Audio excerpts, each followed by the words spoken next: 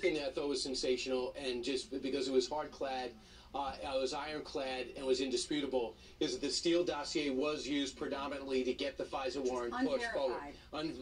Which is unverified. Even Christopher Steele said single sources, haven't been to Russia in 20 years. These people gave me this information. And by the way, I wasn't working for the FBI. I was working for Fusion GPS. Next.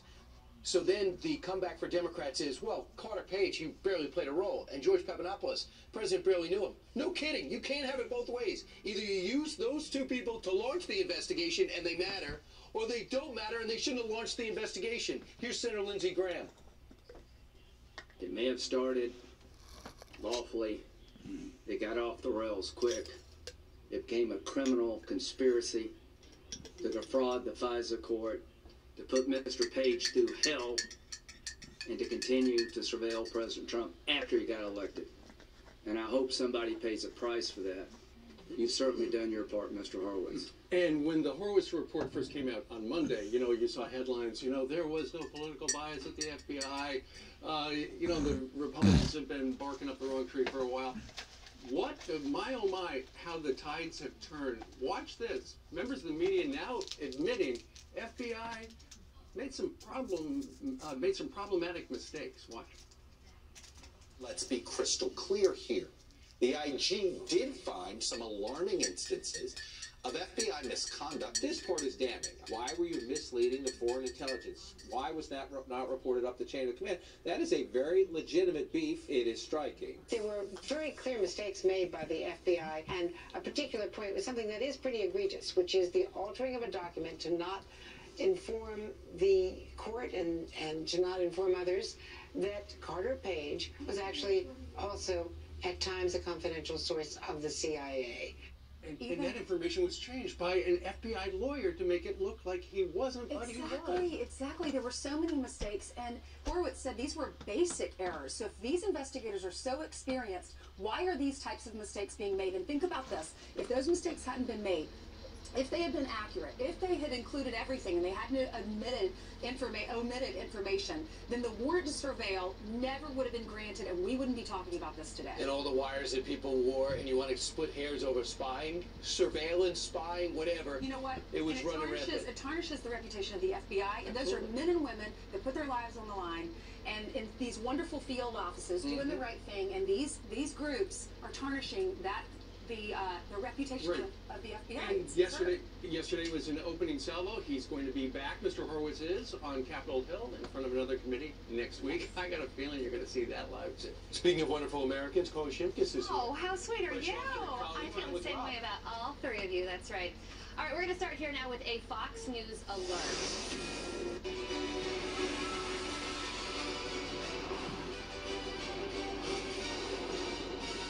People up the chain who are saying we didn't know. If you had responsible leadership, there's no more important decision than you make. I can tell you when I was at DOJ, if someone said let's tap Hillary Clinton or let's tap Bill Clinton or John Kerry, the people there would have said, what in the hell are you talking about? What was going on here? This wasn't Jason Bourne.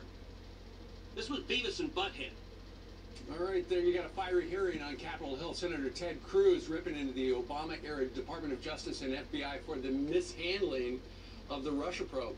Ian Pryor served as Department of Justice spokesman when the special counsel began his probe. He joins us right now from D.C. with reaction. Ian, as you look at the Horowitz report, which was released on Monday, and Mr. Horowitz was walking the senators through it yesterday, you see parallels between the Horowitz report and the Mueller report.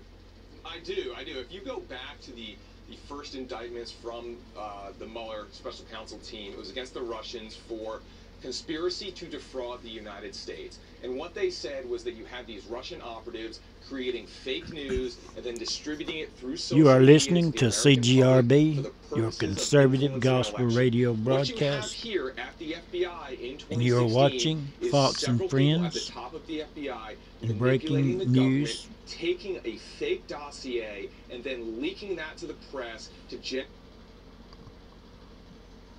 oh, we have a station break.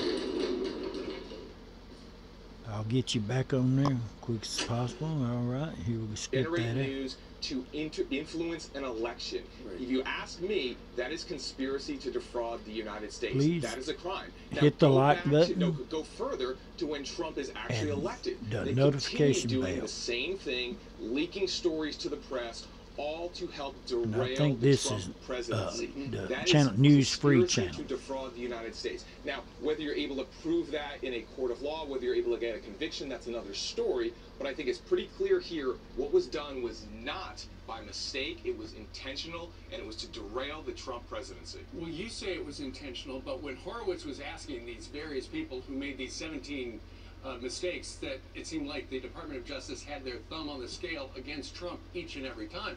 When they asked these members of leadership and the rank and file who were involved in Operation Crossfire Hurricane, suddenly they've got amnesia. Yeah, I don't know what we were thinking. No, I don't remember that. No, I can't really help you on that. And so Horowitz is left with what he's got because they can't say, yep, you're right, we were out to get him. That's right, and you know they can't remember, but I go back to an exchange that Horowitz had, I believe it was with Senator Kennedy that you played earlier in the show, where it's almost impossible to believe that this level of incompetence existed.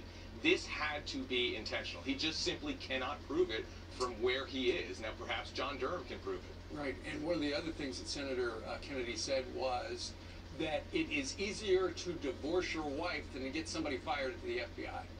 That's right, and look, I think that we are at the point in time where we need to go back. The 1970s, you had the Church Committee looking into abuses at the CIA. I think we need a select Senate committee to look at the abuses at the FBI, and we need to make some serious changes. And change number one, we should not have a 10-year term for FBI director. You have to get elected twice to be president for 8 years. No FBI director should serve for 10 years. Well, let's see what happens. Ian, thank you very much for joining us today. Thanks for having me. I have been behaving myself. That's the good news. Hi, you guys. How are you? What is your name? Sandra DeLuna. Where are you from? Texas. Very nice, Texas. Marty, South Carolina. Debbie, South Carolina. Helen, South Carolina. Artie, South Carolina. Jim, Denise. Denise. Largo, Florida. Darling Janice Woke, Valdosta, Georgia. Betty Ann Norval, Valdosta, Georgia. We've covered it. Let's take a look at the maps real quick. I love it. Thank you guys for coming to see our Christmas tree on Fox's All-American Christmas. Temperatures are cold. We've got wind chills in the teens, below freezing across portions of the Great Lakes and the Northern Plains, where we have our next Clipper system moving in. And the west is going to remain active with some heavy rain along the coast and some mountain snow. We're going to be watching the potential for mainly a rain event across the southeast, the mid-Atlantic, and the northeast this weekend. So we will keep our eyes on that. All right, you guys, are you excited to be here in New York City? Yeah! All right, did you see the tree over there? It's beautiful! Yes, look at that. Brian Kilmeade lit that tree. What? Fantastic! Fox's All-American Christmas. Well, that's kind of true because we all pushed the button to light the tree. On the same button you used for Tucker's quiz show. Right. Like that. Yeah. But All you're right, hosting JD. tonight, and Yes. JD and I are going up against each other. Most and Tucker. If you see the tree, use that hashtag Fox All-American Christmas, and we're going to start showing you some of the pictures in 15 minutes. Fantastic. Awesome.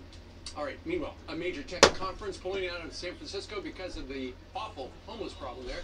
And the move will cost the city tens of millions of dollars. A man who ran for mayor in the city says a glaring example of San Francisco's downfall. He joins us next.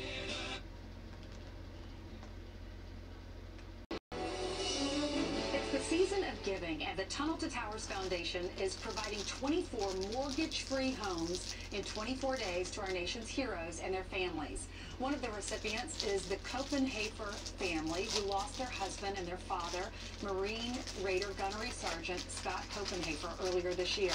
And joining us now is Tunnel to Towers CEO Frank Siller and the widow of Marine Sergeant Copenhagen, Renee. Renee, thank you for being with us. We love having you on, Frank. It's a sad story, but you're taking, there's a silver lining in what you're doing to honor your brother and helping so many families like yours, Renee. Renee, tell us about your husband and what happened on August 10th. Scott was deployed in Iraq, and they were on a mission in Iraq, and unfortunately they were under enemy fire, and that's when he was injured, along with a couple other Marines and, task. If you're one of those people, unfortunate. But in that instant, your life changed. Your Yeah. kids' lives changed. And you were just getting the kids ready for school or putting them down for a nap that day? Yeah, just a usual day, you know, chaos in the house, and got the knock on the door, so And instantly knew, yeah. There were 4 Marines that came to the door Yep. to tell you. Yeah. And you have 2 children. Tell us about your kids. Yep, I have Colt, who just turned 3, and then we have Penelope, who's going to be 1 at the end of this month. Really sorry for your loss. So Frank, you heard about their story. Yes. And what are you doing? Well, we're going to make sure that Renee, because the sacrifice that her husband made for our country, never has to worry about their mortgage again and their children. And so the Tunnel to Towers Foundation made sure that we paid it off. I got it here somewhere. There it is. Made sure we paid off the mortgage. This is your paid full mortgage. Congratulations. You paid a big price for that, and it's the least that we could do as a nation. So we're delivering 24 mortgage-free homes in 24 days from December 1st to the 24th. We're so proud of what we've been able to do because of your great listeners that have been helping us all along. $11 a month. Go to tunneltotowers.org. But I brought with me today something that I just want people to see. This is a waiting list, of so many great families that have died for you and me, and we have to take care of these families. So we have a lot of work ahead of us. So many of our viewers are giving to your organization. What does this mean to you? What was going through your mind when you found out they were going to pay off your house? It was a huge relief, like the pressure to have to change our life right away was really taken off. Now we can process and figure out what the next steps are. So. And your house is in North Carolina? It is in North Carolina, yep. So. Okay. And another foundation's paid off your kids' school. So by the grace of God, by the generosity of Americans, hopefully those are a few things you don't have to worry about. Thank you so much. Frank, thank you for your generosity. Renee, thank you for your sacrifice. God bless you. Still ahead, Jason Chaffetz, Senator Josh Hawley, Dana Lash, and Sarah Sanders. They're all here live.